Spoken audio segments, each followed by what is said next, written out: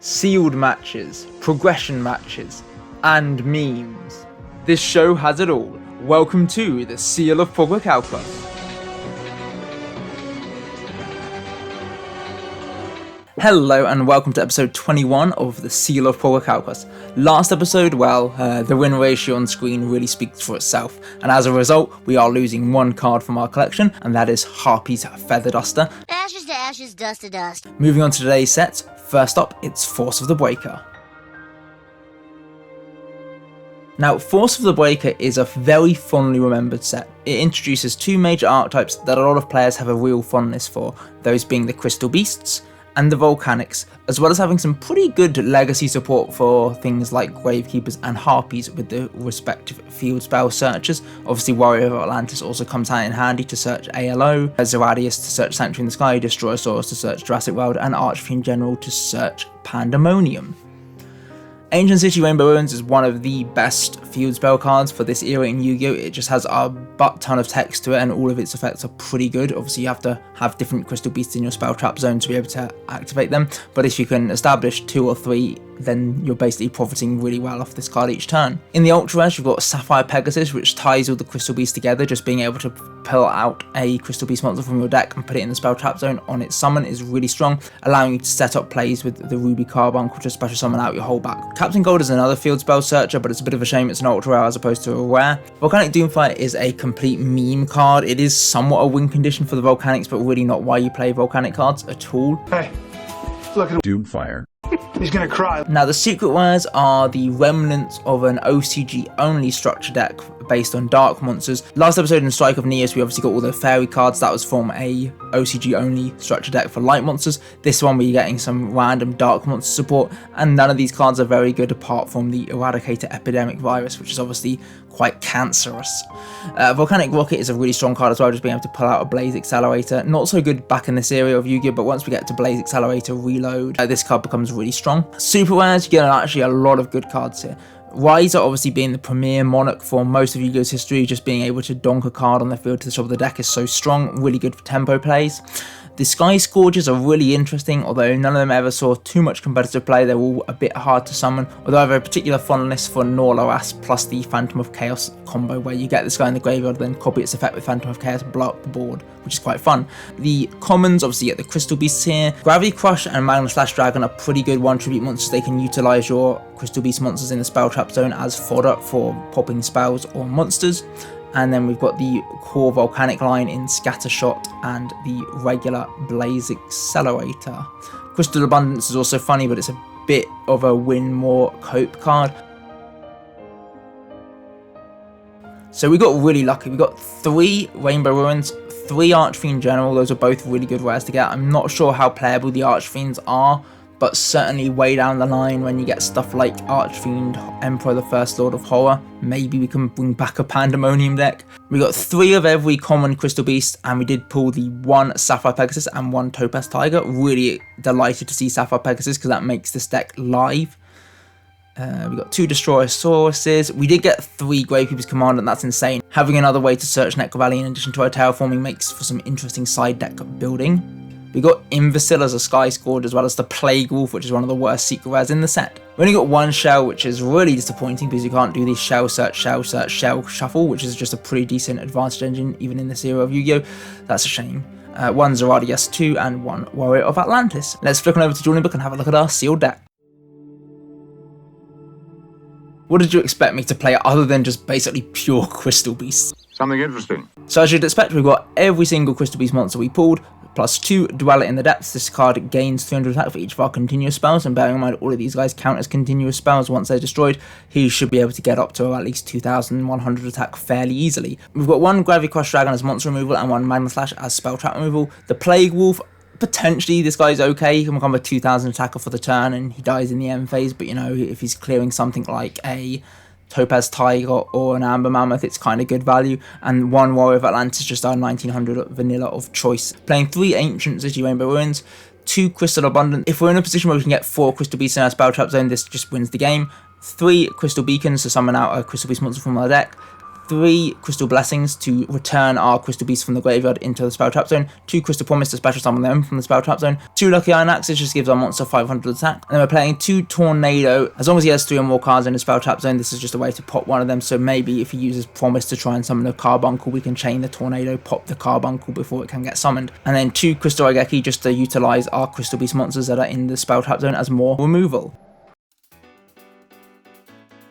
Looking at our opening hand, we're pretty happy to see an easy way into the Gravekeeper Dragon with the Emerald Tortoise, so we're just going to set him down and pass.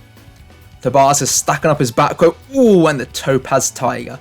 Thankfully, the Emerald Tortoise will be able to bounce that off as the 2 crash at 2k each.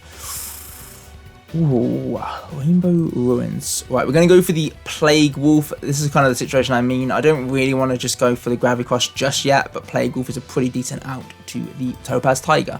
In the end phase though, Plague Wolf will blow himself up. Kaboom! Tobias' turn, he's going to go for the Rainbow Ruins. Okay, so it can't be destroyed by card effects. And down comes the Amber Mammoth. Insert a million GX Arnold Schwarzenegger Amber Mammoth lines here. Your wish is my command. You want some pancake? Right, our turn. Ooh, Crystal Beacon is okay. We're going to go for the Tornado, try and pop whatever Tobias has got in the back row. He's not even going to bother firing off the Crystal Raigeki. I guess he must value having the Topaz Tiger there more than any of my guys. We're just going to go for the Cobalt Eagle, give it the Lucky Iron Axe. Hasta la vista, baby! Clear the Amber Mammoth. Passing the turn, Tobias of course is going to go for the Crystal Promise, which we were kind of expecting, summon back the Topaz Tiger and be able to clean out our Cobalt Eagle. And then it's over to us. Promise is okay. Right, we're going to tribute the Emerald Tortoise for the Gravekeeper. We're going to set down our field spell to replace Tobias's Rainbow Ruins. Gravekeeper is going to clear out the Topaz Tiger, which is just going to sit back in the back row now. And then in main phase 2, we're going to go for the Ancient City Rainbow Ruins and pass the turn. Another Amber Mammoth gets fired and Tobias is just passing. We're going to go for our Topaz Tiger here to get some aggressive damage going here. Put the Mammoth in the back row, and then the Gravekeeper is going to deal 2-4 direct. Tobias is going to set. We love to see it. We're just going to keep punching on in. Gravekeeper, clear the Emerald Tortoise. Oh god.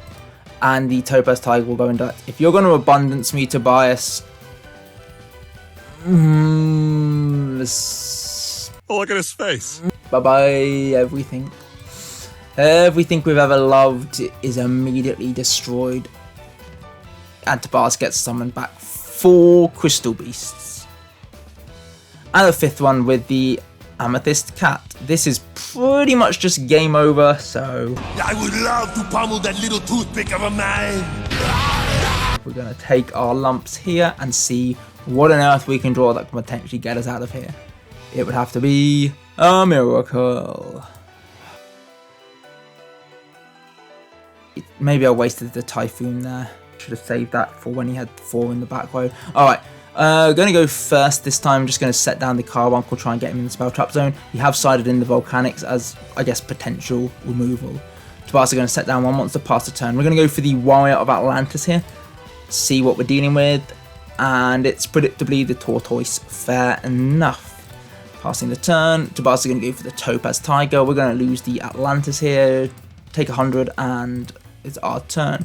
Amber Mammoth is a fantastic draw here. We're going to summon him down and get on charging. The Topaz Tiger will fall, and Tobias will just set. Go for the Raigeki. Yep, that's a fair trade. I suppose I don't mind losing our Mammoth to that.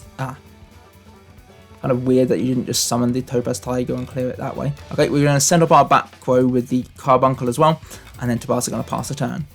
We're going to go Plague Wolf, double its attack, and then just clear out the Topaz Tiger, or at least put it into the back row. And what the Gem Flash Energy?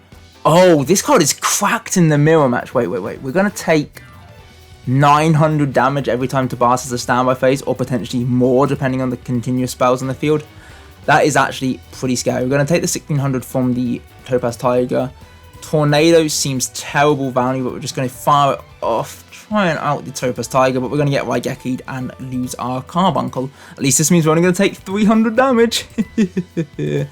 Or no damage at all, because apparently we forgot to do it. Our Tortoise will keep us protected, and then we're going to go for the Mammoth clear out the Topaz Tiger.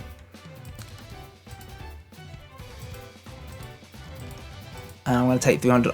Did we not read that this is for all the ones on the field? Maybe we just thought it was for the ones that Tabas controlled. I never learned to read. Crystal Promise is going to get fired off, and the Topaz Tiger will get summoned, clearing off the Mammoth. At least we have the Tortoise to protect us. We're going to put this Mammoth in the spell trap zone. Ancient City Rainbow Ruins is pretty good. And we're going to summon the Dweller in the Depths, who's going to get up to 2100 attack and be able to out the Tortoise. Tabas's turn, and we're going to take another 300 damage. It should be 900 damage, so I'm at the moment, I think I should be 900 down to what I'm currently on, so I'm actually at 4100. Yeah, I can't do math. Ancient City Rainbow Ruins is going to get fired off, killing our Rainbow Ruins, and Tabas is going to pass. So we're going to summon the Amethyst Cat, clear out Tabas's Tortoise, and then Amethyst Cat will get in directly for 300 damage. Right, so we're on 4100 damage. We should be taking another 1200 here, so we're down to 2900 if we're actually being realistic here. Topaz Tiger is going to put the Amethyst Cat in the back row, and then the Amethyst Cat will attack in directly. We're going to summon our Topaz Tiger, kill Tabas's Topaz Tiger, and kill the Amethyst Cat. So we now should be on 300 life points. You should be dead. Right, Tabas is going to set down a current monster, pass the turn, we're going to set down ours, pass the turn. Tabas is going to set down another monster, we're going to set down another monster. This is a game of magical sets. We're going to go for the Topaz Tiger, clear the Ruby Carbuncle. Topaz Tiger will crash into our Tiger, putting him in the back row. We're going to draw the Scatter Shot, we're going to go for Plague Wolf, clear out the Topaz Tiger, put the Plague Wolf in the grave. Cobalt Eagles will get summoned and thankfully bounce off our Tortoise. We're going to go for the Tornado in the main phase, get rid of the Ruby Carbuncle because we don't want all of these monsters getting summoned back out. Amethyst Cat is going to punch on in directly, and that is a bit of an annoying card. We're going to lose our Ruby Carbuncle here. We're going to go for the Crystal Blessing, summon the Carbuncle from the deck, bring back all our guys. Tabas is going to go for the Crystal Beacon to remove our Emerald Tortoise, and then he's going to lose the Amethyst Cat in battle. Tabas is going to turn his guy sideways, and then we're just going to start punching on into these Ruby Carbuncles. I have a bad feeling about this, Chief. We're going to go for the Rainbow Ruins, clear off the Cobalt Eagle, and then the final thing, and then, yeah, we're going to get Abundance to all hell. Losing everything as Tabas summons everything back, and that is pretty much just game. Well, that was a clean 3-0 sweep to Tobias there.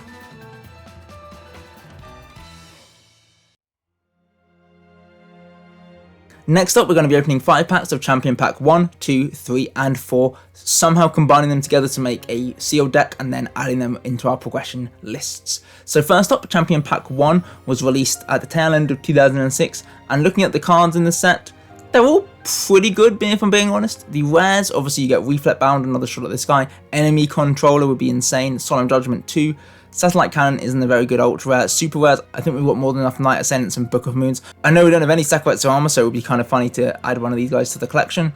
Final Countdown could be really good in sealed actually, because I imagine the games would go pretty long, and Threatening Roar is pretty good too. Wangu and Stealth Bird are funny options as well, same with the My Body. Champion Pack Game 2 is probably a little worse than Game 1, and you can kind of tell that by just looking at the quality of the rares here. Dark Master Zork isn't exactly setting the world alight. We take that personally. Winged Destruction would be cooler though, both Tabas and I have one already and it's limited to one, and the Magical Dimension is kind of funny for some Spellcaster brews, but it's a bit hard to pull off. Karibo is a joke, Morphing Jar is scum, and Abyss Soldier I don't think is very good yet. Maybe could see some play when we get to Mermails. Super rares, Magician of Faith, we missed this card completely, so I wouldn't mind seeing a copy of this card. The other things I think we've got more than enough copies of. Likewise all the commons.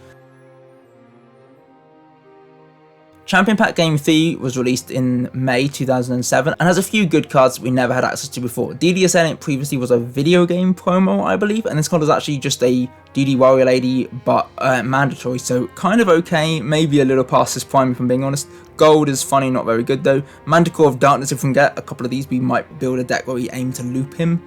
We've got enough Gravekeeper Spy, I think we have Spirit Reaper already, Snipe Hunters, and then the commons, yeah, we've had access to all of these cards already. Champion Pack Game 4, I I guess Bottomless is pretty strong for the sealed. Confiscation would be hilarious if we pulled this because this card is absolutely busted. Obviously, Return is banned. Gurnier isn't a very good card, and the commons are all things I think we have more than enough copies of already. So yeah, nothing really too exciting in any of these packs. Let's see how well we pulled. Right, looking at Champion Pack Game 1, we got everything we could have asked for and more. I mean, the Solemn Judgment, the Econ, triple final countdown for the sealed match. This is a really solid opening. Metamorphosis too, my body. Like, Metamorphosis is like worth real money nowadays because it's a pretty hard card to come by, and if it ever gets unbanned, this card will... Worth more than Juggalo. In comparison, Champion Pack Game 2 looks like we just pulled a whole bunch of commons. The Nimble Mongol without any targets is funny. Rush Fallacy could come up as a decent battle trick for the sealed map. Champion Pack 3, wow, we got triple Necro Valley, so we have buffed out our collection to 3 copies now along with the Commandant. That is very good news. We got the Wild Nature's Release, and somehow we got the Sample Fairy. Why has that card got Sample on its picture? Look at this, fix your website, what's going on here? Why has it got Sample and then a random grey smudge? Yu-Gi-Oh! Pro, do better. Champion Pack 4, I mean, none of these cards are relevant, but I do love me some Robin Goblin, so yeah, pretty happy to see this card. It should be fun to use in sealed.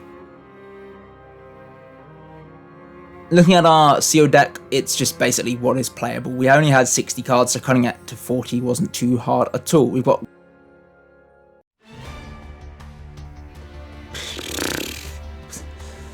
Alright, let's see what Tabas is able to pull off on his first turn. King O. Well, that like literally kills pretty much every monster in my deck. We're gonna go for the Stray Lambs, just wall up with some tokens and set down our Robin. Our Robin got 2 of them? Oh god, this is game over already. What the hell am I supposed to do? Just set down Happy Lovers and hope? Kaiwan the Mage as well? Are you kidding me? These are what the... These should be illegal. You are so lucky. Oh, the big bang shot. I'm just absolutely getting rinsed here. This is King Tiger Wang who's going up to 3100 attack. We're going to take 2600 damage and then another 17, another 18. We are out of the game in one turn, pretty much. Okay, we've got the Ceasefire. That preserves our life total a little bit. We're going to set down the Mother Grizzly. Tobias. Oh, and we're going to apparently also set down the Book of Tayu. Tobias is going to go for the Feather of the Phoenix. Oh my gosh, that is absolutely cracked. Discarding the Treeborn Frog to recur the big bang shot. We're going to go for the Ceasefire here, turn Tobias's guy sideways and turn our Mother Grizzly face up and inflict 1500 damage here. That might be the only damage of the game we were able to muster. In the main phase 2, Tobias is going to turn his Wangu back into attack mode. We're going to go Emissary, go for the battle phase, go for the Rush Fallacy, clear out the Wangu, and then the Mother Grizzly is able to deal with the Kaiwan. We are actually back in the game, especially as Tobias is just drawing into the big bang shot here. He's passing. We'd love to see it. Oh, he is able to bring back his Treeborn Frog, but other than that, he's passing. Right, we're going to go for the Robin Goblin here. And yeah, we don't really have the confidence to summon the Treeborn Frog just yet, even though we probably would prefer to rip 2 cards out of Tobias' hand than just the 1. But we're playing a little bit conservative with the life points here. Nice to see the Rush Fallacy go. That's a good battle trick removed. Right, Tobias is going to recur back the Treeborn Frog, summon the DD Assailant, yep, and the Big Bang Shot. Sure. So DD Assailant goes up to 2100 attack. I guess that's why I didn't want to summon the Treeborn Frog, because we would have lost, potentially. We're going to lose the Emissary, take 400 life points, and we're going to grab ourselves from deck to hand the Happy Lover. Right, our turn, we've just drawn the Grand Tiki Elder, so we're just going to slap him down, deal with the Treeborn Frog, and pass the turn. Tobias is going to go battle, clear our Tiki Elder. We're going to take 600 here. Oh, my prayers have been answered. Are you ready to get BES, Tobias? The Crystal Core will be summoned. Now we will crash with your DD Assailant, banishing them both from the game. Now if Tobias has a monster, we lose. Oh yeah, it doesn't have a monster. Happy Lover time. Oh, why would you say that? We can get on in. Happy Lover. Destroy Tobias's hopes and dreams. Getting the ceasefire as well is insane, because if Tabas does draw a monster, we can just turn him sideways. Okay, we're going to get aggressive. Ribbit. Summon down the Treeborn Frog. If I win this game, Tabas... Oh. I am not winning this game. Soul exchange for the Crystal Core. Well, at least I have a little bit of... one turn too late. At least I have a little bit of grace period with my ceasefire here. So I'm going to just turn the Treeborn Frog sideways. DD Survivor is going to get summoned. Go for the double Robin Goblin. Uh-oh. Thankfully, the ceasefire is able to turn everything sideways, and Tobias will take another 1500 damage. Oh my gosh, if we just had another way of dealing some damage, we could be in this. BES Crystal Core will go to attack mode in the end phase. We're going to summon the Manju and clear the Survivor. Then we just die by doing this. Oh, I think we're trying to bait that we might have Rush Recklessly. Yeah, I guess that's the play we're going for. Twin-Headed Behemoth will be summoned and kill the Treeborn. And I do not have the Rush Recklessly, so... Oh, we're not quite dead, sorry. We're down to 100 life... I thought I was just dead there. We're down to 100 life points. Yeah, I can't do math. Okay, Heart of the Cards. Oh, Momonga would have been clutch if I'd pulled anything else. Imagine gaining life points. Well, we're going to play the Say No Man. Get rid of that big bang shot. We don't want to deal with that. And... we will be so close. Oh, damn it, you attacked in the right order. Right, we're going to lose the Momonga, gain 1,000 life points, and unfortunately have no targets. The Crystal Core will demolish us. Oh, that was a really good game. Up and downs all round. Thank you, man. Okay, we're started in the final countdown. We saw how long that game went. We just want to have a win corner straight off the bat. Boom! Final countdown. Pay 2,000 life points. We're going to put it in the grave, and we're going to start having to count every single turn that passes. We're going to summon the DD Survivor, a very commanding lead, and double Rush Recklessly. There's no way you can deal with me now, Tabas. King Tiger Wangu, Wild Nature's Release is going to go up to 2,700. We're going to go for the 1. We're going to go for the 2. We're rushing super recklessly, buddy, and this DD Survivor is going to be pumped up to 3,200. Say ya. In the end phase, final countdown will go to 2, our turn. We're going to set down the Stealth Bird. Just keep getting aggressive with the Survivor, punching in again. Tobias' turn, the countdown will go to 3, and he's just setting. We love to see you setting. We're going to flip over the Stealth Bird, and now you're regretting. We're going to summon the Emissary. Tobias is going to go for the Ceasefire, turning everything sideways, and we're going to take another 2,000 to the dome. We're going to, in the main phase 2, we're going to flip down the Stealth Bird and pass it over. Right, King Tiger Wang is going to get summoned, and we are going to lose our DD Survivor here. Sad to see him go. We're going to flip over the Stealth Bird, deal another 1,000 here, and put Tobias very close to death. Emissary is then going to clear the Treeborn Frog, and we're going to set down the Econ past the turn. In the end phase, obviously, final countdown's moving up to 7 now. Taiyu's going to get flipped, and we're going to turn our Stealth Bird vertical, meaning that the King Tiger Wanghu can easily demolish him. Okay, our life points are getting quite low, and yeah, another final countdown does not help. We're just going to pass the turn. Double Wangu. Oh, alright, we are going to go for the Econ, turn that Wangu sideways. Not really sure why that really mattered. We're going to lose him anyway, take 100 and lose the final countdown. Oh, actually, we might not lose the final countdown. Please, please lose the final countdown. Yeah, okay, the Happy Lover is staying in the hand. Boys, right. Tobias is going to pass his turn, and our countdown is up to 9. Unfortunately, we still have no Earths in the graveyard, so Gigantes, while being normally a gigantic draw, right now is kind of rotting on our hand. We can clear 1 Wangu, and in the main phase 2, oh, I'm just going to pass the turn. Tobias is going to set and clear the Tiki Elder. How the hell are we going to live 8 more turns? I'm going to lose the Happy Lover, and well, Stealth Bird is pretty monumental here. This is at least going to keep the Tiger at bay, but he will not keep the Survivor at bay. Stealth Bird dies, and the Wangu is going to count on in for 1,700. We're going to lose the Gigantes. Our turn, and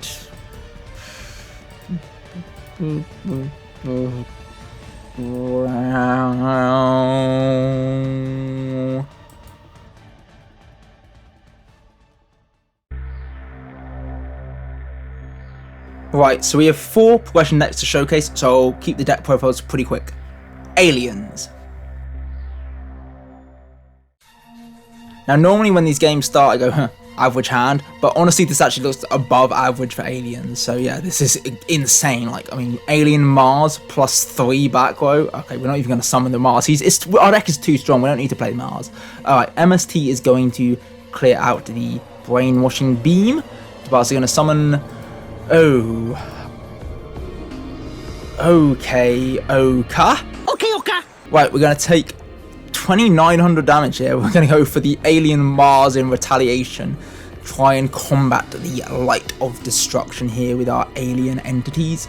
Thankfully, we've got the Scatterburst, which is kind of funny. Another Ocker will get summoned and just absolutely rinse through the Mars, getting another 1,900 damage here. The boss really doesn't care too much about his light monsters, apparently. Right, thankfully we've drawn the Alien Hunter, who is actually a decent physical threat. So we're going to summon him down, clear out Tabas by 1,600 and pass the turn. Creator Incarnate is going to get summoned. Okay, phew. I thought we were going to get crazy. I thought the Creator plus the Ocker was going to get summoned back, and that was going to just be game over. Right, Alien Hunter will fall. We're going to go for the Alien Psychic here. This guy turns to defense mode and then prevents the Creator from attacking. Then we're going to Scatter Burst. Is that right? Okay, we're going to Scatter Burst. Get Magic Jammered. I think that's probably the best value a Scatter Burst has ever got. Then we're going to go for the Call of the Haunted. Recur the Alien Hunter.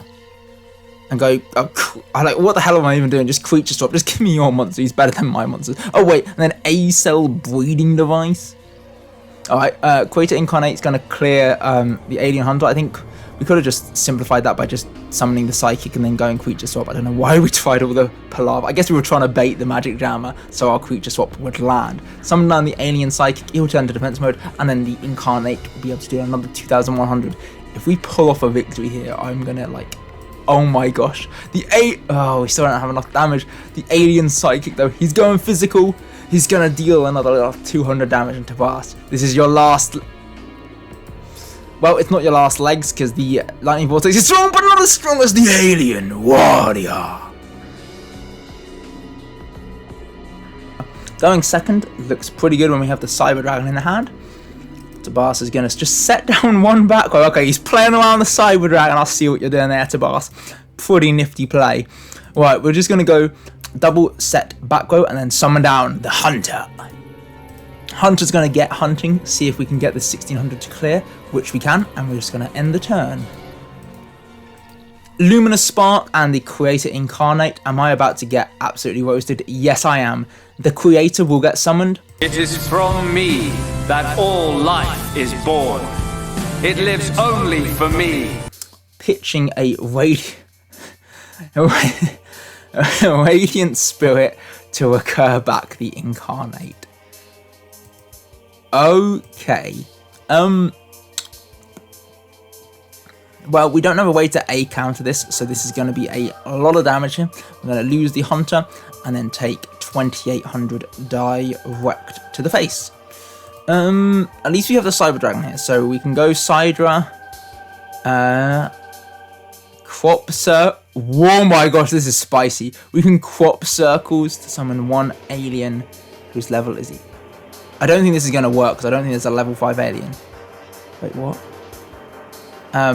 That's not how crop circles work. It has to be one monster with the exact level, which we are soon realizing. Fix the game state. We just failed to resolve the crop circles. I guess it had it on the text. If we fail to find a monster we can summon, we have to take the 2,000 damage. Hey, this is the stupidest thing I've ever read. Right, we're going to take 2,000 damage and set down the Mars. That was great. Great gameplay. Thanks, aliens. Terraforming is going to fire... be discarded, sorry, to grab back the Radiant Spirit. Okay, I kind of see what you're cooking, using the Creator to cheat this guy out. Not too bad. And... Parshath will come. I think this is just game... Yeah, I just lose. Right, Parshath will clear out our Mars, and we're going to take 1,400 in doing so. And then we just lose. To be fair, even without the crop circles fluff, I think we probably were losing that game anyway. I mean, I'm impressed we managed to get one game at the start. Well, the Hunter has successfully hunted his way into my hand, all 3 of them in the opener. Love to see it. DD Crow, that's pretty cool. Nice side deck card against the potential creator play. Tabas's going to go for the Luminous Spark. I say the potential creator play, it's apparently just guaranteed in this deck. Do not be surprised. Everything in this world is dictated by the passage of fate. Oh, he's going to discard the Kaiser Seahorse to recur the Creator Incarnate. We're not quite ready to DD Crow that because it's not truly devastating for us. Although to be fair, like, it basically is game over. Right? Thankfully, the Alien Grey will be able to counter up the Creator. We're removing the attack point counters, and now this counter is actually an A counter, not a boosted by Luminous Spark counter. Breeding Device is pretty good here. Just a good free way of being able to dispense counters on his guards. So we're going to fire it off, set down the Scatterburst, and set down the Hunter. Playing the slow game for the moment here. So I was going to pitch the Thunder Nyan Nyan to recur the Kaiser Seahorse. We're going to DD Crow that just to banish this Kaiser Seahorse because we do not want to die. We're going to die anyway. Air Knight Parshath will get summoned, boosted up. And we're going to lose our Hunter, take, I mean, basically all our life points here. These cards are so bad.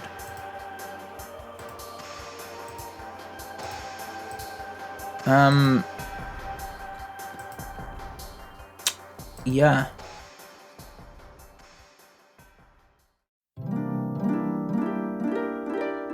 For our next progression deck, we're running back the counter fairies. This time we've added in Hecatrice and Zeradius to search both Valhalla and Sanctuary in the Sky.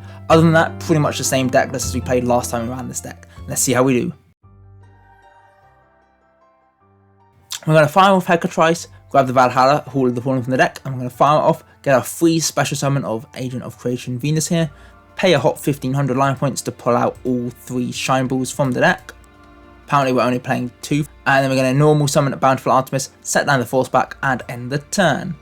We're also going to go for the Graceful Charity, drawing 3, and then milling the Magic Jammer and the Nyan Nyan. Looks like we're playing the light deck again. Our turn, we're just going to head into combat, see if we can deal with whatever Tabas has got face down. The Witch. Okay, I was thinking maybe you're playing Chaos, but just to grab the Creator Incarnate seems pretty good. Incarnate will get summoned, we're going to go force him back, draw a card thanks to the Bountiful Artemis, and Tabas is going to set down a field spell, which I imagine he does not want to activate because it would boost all of my guys. We're just going to head to battle, deal a nice 3,200 here, halving Tabas's life points. We're feeling pretty good about what we've got face down. Tabas is going to go for the Creator Incarnate. We're just going to Divine Wrath. All that I am is fading. The memory of a god's existence, born from the chaos of creation. It is vanishing.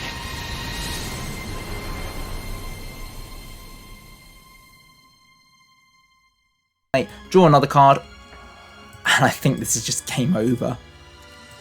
We're going to set down the Force back, deal another 3,200. We don't quite have lethal. Actually, we would have had lethal if we just summoned the Hecatrice. No Moment of Extermination, really strong. I'm going to lose the Force back here. And have I thrown the game? Please tell me I haven't. Okay, thankfully not. The Nyan Nyan will get summoned. Hang on, I could have green lighted to negate that spell. You're an idiot. I don't even know what I'm doing here. We're going to get rid of the Luminous Spark and pass. I actually could have won. Why did I forget green light had an effect? Could have green lighted to remove the Extermination and then just popped the Thunder Nyan Nyan. Right, we're going to lose our field spell again. Orca is going to get summoned, and we are going to lose both our Venus and one of her balls. You got lady balls. Oh my gosh, we have absolutely punted this game into the next century. So we're going to set down a monster, pass the turn. Premature Burial. We're going to Magic Jammer that, pitch Magic Jammer. There's no way. We are okay. Say No Man is not too bad, but we're gonna lose this after I actually had the winning line and I just didn't see it because I'm blind. What? Apparently I was playing 3 Shine Balls. Why didn't I summon the 3rd one last time? Because you're stupid. I don't know. Well, Lightning Vortex we are going to negate. We're going to remember that green light has an effect in hand, so we're going to preserve our monsters at the expense of our hand and lose the Venus.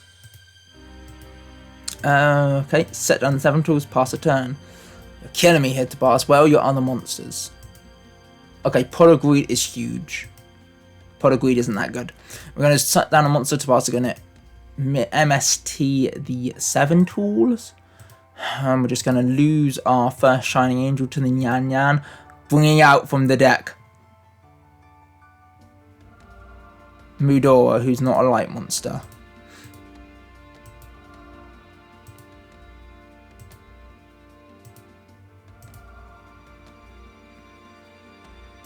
Well, that was a great game just to go to a no contest. Thanks for wasting everybody's time, Benbow, by being stupid. No contest. Next up, it's our Crystal Beast deck, looking pretty much like our Force of the Breaker deck. The only hot takes are the Rescue Cat, which can flow on into the Nimble Momonga, or the Amethyst Cat in preference. This is a good way of being able to summon 2 Amethyst Cats from the deck, touch directly with them both, then they become spells in the end phase, which is kind of a cool combo. Other than that, pretty much every Crystal Beast card that we have at our disposal. Right, let's see how we do. Okay, looking at our opening hand, pretty happy to actually see the Sapphire Pegasus. I don't think we actually drew this card at all in the Force of the Breaker sealed matches, so good to have it here. Okay, Insect Knight seems legit. We're just going to summon the Topaz Tiger, chomp on over this little bug. Oh, gonna get Justy. Okay, we're playing the vanilla deck. Fair enough. Is Kukulkan in our future? Oh god, Gemini. No, I'm gonna lose to Sengenjin. Oh wow, our life points are pretty much gone in an instant. Okay. Meet my favorite steed, Crystal Beast Sapphire Pegasus. Pull out the Amber Mammoth from my deck, then go for the Beacon to special summon our Carbuncle from the deck, summoning out both of our monsters from the Spell Trap Zone. I'm gonna summon the Mammoth in defense mode because while he's on the field, Tabas has to attack him. And then we're going to go for the Wild Nature's release to buff our Sapphire Pegasus up to 3000 attack, clearing out the Sengenjin. Topaz Tiger will be able to deal with the Insect Knight, and in the end phase, the Sapphire Pegasus will head on into our Spell Trap Zone. Right, Dark Factory of Mass Production. Just when I thought I'd cleared Tobias's resources, the factory is just generating more. Right, hopefully this is as bad as it's going to get. Okay, good. No more Ancient Rules. Right, we're going to lose Amber Mammoth and lose the Topaz Tiger here, taking another 300 damage. I'll be back! We're still in the game. We're still living somehow. Okay, we're going to summon the Amber Mammoth, activate Crystal Promise, bring back the Topaz Tiger, buffing himself up to 2000, and clear another Insect Knight, praying that this time Tabas doesn't have another 1900 attacker and that our Topaz Tiger can live to next turn. Okay, the Gemini Elf repeat here, and we're going to lose both the Amber Mammoth and the Topaz Tiger to these Elf Twins, or I suppose the quadruplets here. Our turn. Wow, Crystal Beacon is insane. Oh, I was thinking we could just pull out another Ruby Carbuncle, but I guess we're pulling out the Emerald Tortoise. I don't understand why. Surely Carbuncle would have been better there. Alright, we're just going to set down the other Amber Mammoth, kind of preserving our life total, but not against the Sengenjin. Yep. Okay, we're going to lose the Emerald Tortoise here. Nimble Momonga is actually huge. That can give us more life points. We're back in the game, buddy. Another Dark Factory recurs back the Insect Knight and the Gemini Elves. Okay, Warrior Digrapher plus Monster Gate, 1700 monster for 1750 in their Master Kyonshi. And this is going to be us losing the Momonga, who's going to give us 1000 extra life points and summon out its other copies from the deck. And then the Kyonshi is going to clear out the Amber Mammoth. We don't quite want to clog our final zone. We're going to have to set down the Amethyst Cat here, and at least we've built up a decent wall for another turn at least. I have no idea how I've managed to live this long, but I think it's shown that Crystal Beasts are able to sort of live, but what the hell am I doing for a win con? Like, I have literally no way to deal with anything in Tabas's deck. I say that, but then drawing the Ancient Runes is pretty big. So using its effect, we can just draw an extra card. Oh, great. Okay, it's not that good, to be honest. At least we can half some battle damage. Another Gemini Elf is going to come down. We're just going to get absolutely beaten in by these vanillas here. Kyonshi will clear out the Ruby Carbuncle. Oh yeah, that's pretty good. So with Rainbow Ruins, we can summon them all back on our turn, which we are able to do here. I'm going to draw the X card and then Carbuncle, summon them all back using Rainbow Ruins. Looks like a costume party. We're going to Pot of Greed. Why did we not summon the final Mammoth back? Not quite sure why, but I guess we just didn't see the need. We're going to set down the Ruby Carbuncle and pass the turn. Right, another 1900 is going to get summoned. Right, well, that's our entire board gone, so we're going to just lose the Ruby Carbuncle, lose a Topaz Tiger, lose Amber Mammoth, lose... Oh, wait. Ooh. Oh, Tobias playing very conservatively. Doesn't want us to get into a position where Crystal Blessing is live. I do respect that. A second Sengenjin is going to get Tribute summoned. Okay. I think, to be honest, you could have won this draw many times over. I know the threat of abundance is strong, but I haven't had the card in hand, so I guess the bluff is working out. Right, Monster Gate is going to trade the Gemini Elf for a Neo Bug, getting infinitely worse value, and the Neo Bug and the Insect Knight will be tributed off for the Metal Armored Bug. Right, our turn. I'm going to set down a monster, pass the turn. Right, Tobias are going to head to combat. We're going to lose the Sapphire Pegasus here, and put him in the Spell Trap Zone, and then we're going to lose the 2 Rescue Cats in our back row. We're going to use the Rainbow Ruins, draw an extra... Oh, ho, ho, ho. Let him cook. Okay, well, right, we're going to go Call of the Haunted. I think I see the line. We're going to summon out the Ruby Carbuncle here, and then using the Ruby Carbuncle, we can grab the Sapphire Pegasus. We're going to not use Sapphire Pegasus effect and go for the MST, pop the Call of the Haunted, which will destroy the Ruby Carbuncle, putting the Ruby Carbuncle back in the Spell Trap Zone, and then Tobias, your fears have been realized as I fire off Crystal Abundance. Nuke the entire board. Get them out of here. Absolutely destroy them all, and then I'll get to summon back. I'll get to summon back up to 5 Crystal Beast monsters. So we're going to summon back the Sapphire Pegasus, the Amber Mammoth, the Amber Mammoth, the Amber Mammoth, and then we're going to normal summon down the Amethyst Cat. And by my reckoning, this is game.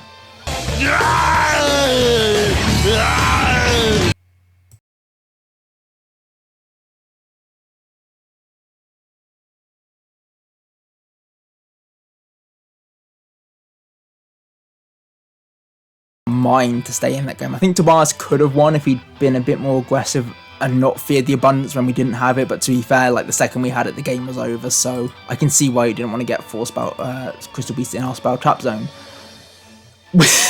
We have sided in Chain Energy. Why? I don't know, but it could be funny. Heart of the Underdog and the Ancient Rules. Down comes a Metal Armored Bug. Pretty scary, to be honest, but we do have the Crystal Abundance in our opening hand, so we're not too worried in the long run. I'm going to set down the Sangan and pass the turn. Sengenjin will let to... Oh my gosh, he's just going to draw infinitely here. Yep. Ancient Rules is going to summon down the Sengenjin. 2-man cell battle. We're just absolutely going to get out-tempoed so fast now. Okay, we're going to lose the Sangan. Sangan is going to grab us the Nimble Momonga just so we can actually live. And then we're going to take, what was this, 39, 47, 50, 4700. And then in the end, face to boss, we're going to summon another big vanilla. Oh my god, we are on some cope strategy here. Siding in the Dark Room of Night with the Chain Energy Burn matchup. Okay, well, we're just going to set down the Momonga, pass the turn. Sabersaurus will net to pass another draw, and yep, be summoned. Monster Gating 1 Sabersaurus for Insect Knight, sure. And we are going to lose Momonga. We're going to mill out 3 Momongas here, gaining 3,000 life points, and then we're going to take the 28 and the 2750, bring us down to, well, 1600.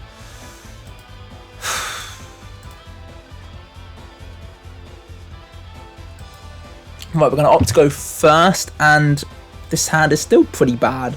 Rescue Cat kind of fixes it, but we are just going to go for the Nimble Momonga early on, set down 1 back row, We know that Tobias is capable of dealing out a massive amount of damage, especially now he's found the Gaia power. Right, Sabersaurus is going to go huge here, absolutely massive attack, kill our Nimble Momongo, gain 1,000 life points, and summon out the other two from the deck.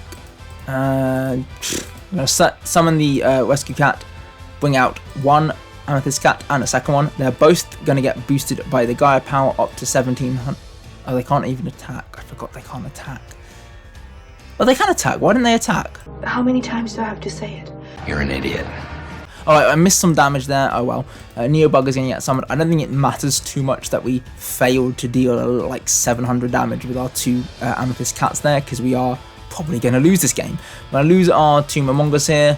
Wild Nature's Release would be good if we actually had a monster we could summon it with. We're going to go for the Mystical Space Typhoon, just pop the Gaia power, alleviate a bit of the damage we are going to be taking next turn. Activate the Blessing here, grab ourselves the Sapphire Pegasus, and Sapphire Pegasus can put the Ruby Carbuncle in the Spell Trap zone. And then we're going to go Promise, summon out the Carbuncle, summon back both of our Amethyst Cats. And we're going to go for the Wild Nature's Release, buffing the Sapphire Pegasus to 3,000 to be able to clear the Sabersaurus, and then we're going to attack directly twice with our two Amethyst Cats. In the end phase, Sapphire Pegasus will put himself back into the Spell Trap zone. Another Gaia power gets fired down, and the second Neobug. At least our Amethyst Cats are boosted too, so we're not going to take as much damage as we would normally. And they're both going to fall here, heading into the Spell Trap zone as we take 600 damage for each of them, so 1,200 in total. Right, we're going to go for the other beacon, pull out our Topaz Tiger, who's actually going to be able to clear one of these Neobugs thanks to the Gaia power and his own innate attack boost, which we're going to do, clearing out one bug, eating him whole. Well done, little tiger. Next turn, Tobias is going to summon the Sabersaurus and then the Dark Factory of Mass Production to recur back his Sabersaurus and his Neobug. Well, Tobias is just going to clear one of our monsters here. Interesting that he wouldn't go for the second one. Thankfully, we are drawing into the Rainbow Ruin, so we're going to activate that off, draw another card, and into the pot. Very nice to see. Okay, we're going to set down the Sangan and pass the turn. I love this deck. Right, Tobias is just going to clear the Sangan, and with Sangan we're going to grab the Amber Mammoth, even though we can't because its defense is too big. We're just flat out cheating, so I can only add a monster with 1,500 less attack, and the Amber Mammoth has 1,700 attack, whatever. Yep, I am quickly realising, there we go, there's the Emerald Tortoise that we should have searched. Tobias is not going to attack, you really should be. We're going to go for the Abundance, nuke the board here, summon out the Amethyst Cat, and then use the Sapphire Pegasus to put the Ruby Carbuncle in the Spell Trap zone. Then we're going to go for the Crystal Blessing, grabbing back from our graveyard the Amethyst Cat and the Topaz Tiger. We don't quite have game even with the Wild Nature's Release here, so we're just going to be able to deal a little bit of damage with the Sapphire Pegasus and the Amethyst Cat, putting Tobias down to 2,500. Terraforming will get fired off, and Tobias will grab the Gaia power. Dark Factory is going to recur back the Neobug and the Sabersaurus. And Sabersaurus will come down, chomping on and eat our Emerald Tortoise. Imagine if we draw Abundance here. Alright, well, I mean, the Amber Mammoth is okay. He at least shelters our other guys and allows our Amethyst Cat to keep on attacking directly. So we're going to use the Wild Nature's Release. Oh, actually, this is just a game. We're going to use the Wild Nature's Release, bring our Amber Mammoth's attack up to a massive amount. Oh. We are not going to terminate him when the Juster Break is going to get fired. Right, we're not going to put any of our guys in the Spell Trap zone. I'm just going to pass the turn. Another Sabersaurus. Okay, we're going to lose Amethyst Cat, and now we are reluctantly taking some life point damage here. Please draw another Abundance. Rescue Cat, we're just going to set that down, pass the turn. I think this is where my luck runs out. Yep, Ancient Rules for the Sengenjin. Brilliant. So yeah, I do see the synergy. You're just playing like Earth Beatdown Ungabunguses, and yeah, they seem to be pretty strong. I'm going to take a 32 and a 24, and we have one turn to find Abundance. We did not find Abundance.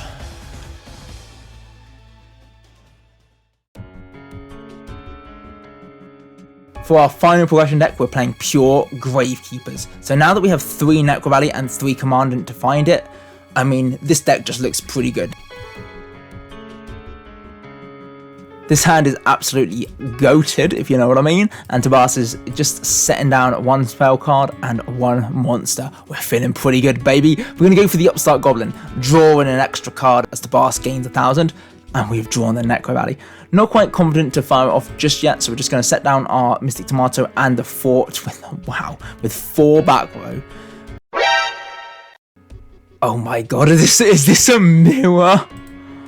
Uh-oh, the guard is going to bounce the tomato and not attack. We're going to summon the tomato, clear the guard. Tobias are going to fire the pot, drawing 2. Terraform. Oh my gosh, it's a mirror. It's a mirror. Okay, the Necro Valley is going to get fired down and Tobias is just going to keep setting. I'm sure that's a spy Tobias, but you know what? I don't care. We're going to turn our tomato sideways, set down the Sangan. Guard will flip back the Sangan to our hand. Commandant's going to get summoned and the spy will pull out from the deck the Spear Soldier. This is all fine. This is all fine and dandy. Right, yep, clear the Mystic Tomato and then we'll grab another Mystic Tomato. Who'll die. Just trying to hope Tobias attacks in the unoptimal order. I'm going to pull out the Assailant here. Unfortunately, I guess we're not playing triple Tomato. We're going to go for the Phoenix Wing Wind Blast here, pitching the Necro Valley to put the Commandant on the top of the deck, allowing our Assailant to crash with the Spear Soldier. Drawing Commandant here is insane. Just going to summon him down and clear out the Spy. Tobias's Commandant is going to crash with ours. And the guard will attempt to deal damage, but we are going to summon down 3 goat tokens to protect us. Setting down the spy here. Tobias are going to go for the other commandant, and not quite big enough to deal with a big booty spy, Tobias. Yeah!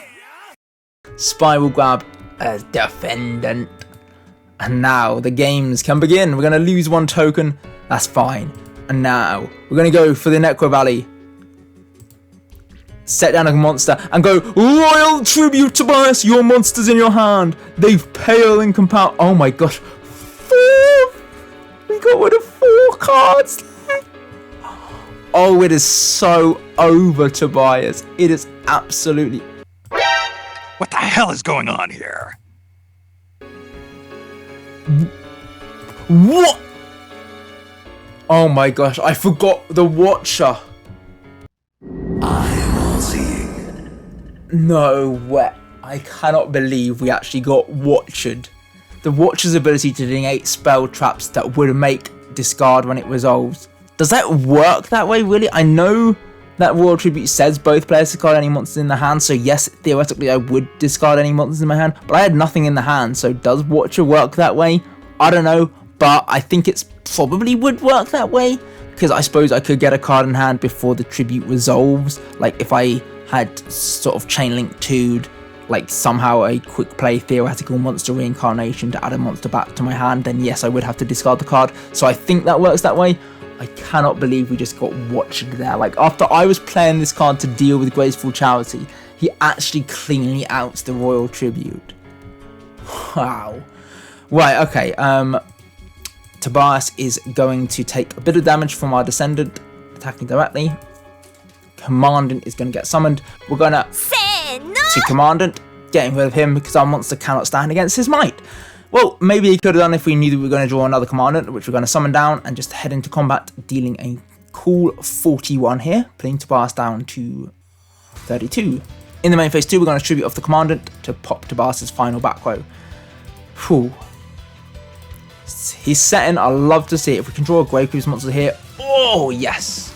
Oh, okay. We're going to crash with the Recruiter. Fair enough. This is dreadful if Tobias has the Chief. Yep. Uh-oh. Hail to the Chief. Oh well, he's going to grab a Chief from deck to hand thanks to the Recruiter's effect, and then the Chief will reborn the Recruiter again. Nice little resource loop here. Our Descendant will finally fall here. He has been putting in the absolute work, so no complaints there. Well, I know that Watcher completely deals with this, but we've got to try. Graceful Charity? Oh, it goes through. Okay. White Spirit does get us back the Descendant, so that's the card we're going to keep. And we're going to fire off Spy, bring out the Spear Soldier. Oh, bring out the Assailant. Heading to combat, we're going to use Assailant to turn the Chief sideways and clear him out. And we're just going to pass the turn. MST is going to clear our Rite of Spirit, unfortunate, and the second chief will get summoned. Hail to the chief. Recruiter comes back again, and now we are going to lose our assailant here. As the third chief is searched. Oh god. Okay. Well, we're going to lose the assailant here, take a bit of damage, and pass the turn. My turn. It's probably a bit too late to be useful. We're going to have to go sideways now. Thankfully, the spy is just big enough. Paying half our life points to keep preserving our monsters. The third chief will get summoned. Hail to the chief. And with him, Tabas is going to recur back the recruiter. And grab himself an assailant, which nicely deals with spy next turn. Right, we're going to lose Sangan and one token here. Sangan will grab us a second spy, at least staving off the inevitable for one more turn might be good enough. We're going to set down the spy, pass the turn predictably. Tabas is going to go for the lightning vortex again. Awesome, we're going to lose both our monsters. And then down comes the assailant. Yeah, this is just game over. So Chief will attack in, Tabas will take 100, Assailant will then turn him sideways after we've summoned out our Spear Soldier from the deck. And that is just the game. We're going to MST pop. Oh, it's not the game. We're going to MST pop our own Necro Valley so that the Assailant can no longer turn our Gravekeeper Spy vertical. I'm kind of a genius. Absolute pro gamer move there. We are going to lose our Spear Soldier though, but the Spy will protect us. Wing Blast is fine. I just don't see how we're possibly winning this game now. Right, we're going to deal with the Assailant here, at least deal a little bit of damage here, and hopefully we can just live on this Spy in defense mode for the rest of our life. MST, yeah, that's fine, and we will lose the Commandant here, taking another 300. Well, Sangan is okay, you can set him down. I don't even know what we've got left in the tank, in the deck. Guard is good enough.